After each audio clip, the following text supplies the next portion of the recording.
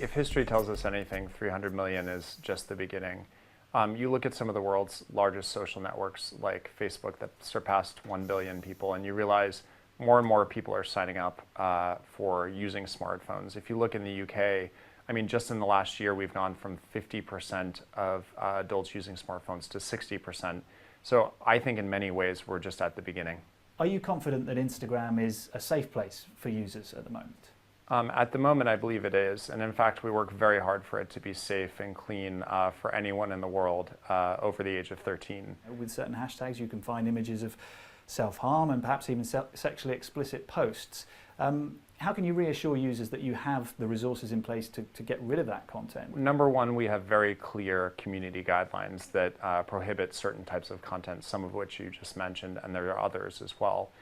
Secondly, we rely on our community to report things, and we act very quickly on the reported content to take it down. It's a balance of relying on the community and also being proactive to understand what we should do about our policies as we develop our community all over the world. So are you making money yet? We're making money. Are we profitable? Not yet. Okay. And do you have a timescale for when you would like to be doing that? We don't like to think in terms of timescales for that because I think it's a process of experimentation and learning what works with advertisers. A big part of why we've moved so deliberately is making sure that we can introduce advertising while maintaining growth on the platform. We've rolled out advertising in the United States, in the UK, and now in other places, France today. And then also we want to make sure that people can not only discover their friends' photos and photos of celebrities and interests, but photos of things happening around the world. So 1 in 10 people on Instagram connected to a World Cup related account during the World Cup. That should be 5 in 10. And we need to make that possible, but it's hard to discover accounts today on Instagram. It's hard to discover photos around events. Those are the types of problems we want to solve for the next 12 months.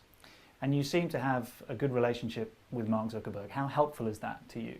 It's very helpful. I mean, our relationship has, we've had a relationship since probably 2005, well before Instagram was even founded.